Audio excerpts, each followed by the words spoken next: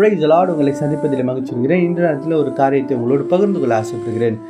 ஒரு அரச மரமும் ஒரு முருங்கை மரமும் பார்த்து பேசிக்கிச்சான்.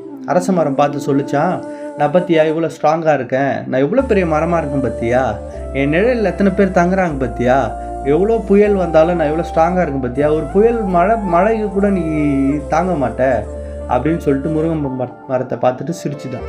உடனே அந்த முருங்கை மரம் சொல்லியிருக்கு, நீ ரொம்ப ஸ்ட்ராங் தான்ப்பா, பட் ஆனால் எனக்கும் கர்த்தர் ஒரு பலத்தை கொடுத்துருக்கிறாரு. என்ன பலன்னு பார்த்தோன்னா, என்னோடய கீரையில் என்னோடய காயில் எல்லாத்துலேயும் ஒரு சத்து கர்த்தர் கொடுத்துருக்கிறாரு. உனக்கு பெரிய நல்ல ஸ்ட்ராங்கான பலத்தையும் உனக்கு நிழல் தரக்கூடிய பலத்தையும் கர்த்தர் கொடுத்துருக்கலாம். ஆனால் எனக்கு வேகமாக வளரக்கூடிய கிருபையை கொடுத்துருக்கிறாரு. எங்கே வேணால் நான் வளருவேன், என்னோடய கிளையை உடச்சி எங்கே வச்சாலும் நான் வளருவேன். எனக்கும் ஒரு வல்லமையை கொடுத்துருக்கிறாரு. அதனால் என்னை யாரையும் கம்பேர் பண்ணாதப்பா, உனக்கு உன் பலை எனக்கு என் பலை அப்படின்னு அந்த முருங்கை மரம் பார்த்து சொல்லிச்சான்.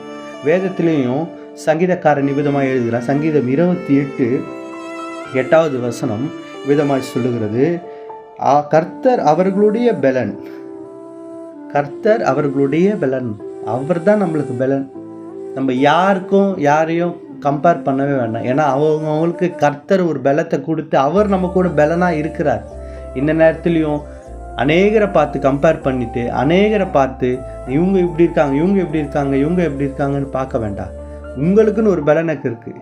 அந்த பலனை கர்த்தரே நமக்கு பலனாக இருந்து அந்த பலனை நமக்கு இன்னும் உயர்த்த போகிறார். அந்த பலத்தை கர்த்தருக்காக பயன்படுத்தி நம்ம நிற்கும் பொழுது கர்த்தர் உங்களையும் இன்னும் உயர்த்தி அநேகர் பார்த்து ஆச்சரியப்படும்படியாய் மாற்றுவார். இதனாலே அப்பேற்பட்ட ஆசீர்வாதத்தை பெற்றுக்கொள்ள போகிறேன். கர்த்தர் தாமே இந்த வார்த்தைகளையும் உங்களும் உங்கள் குடும்பங்களையும் ஆசீர்வதிப்பாராக. ஆமென், ஆமென்.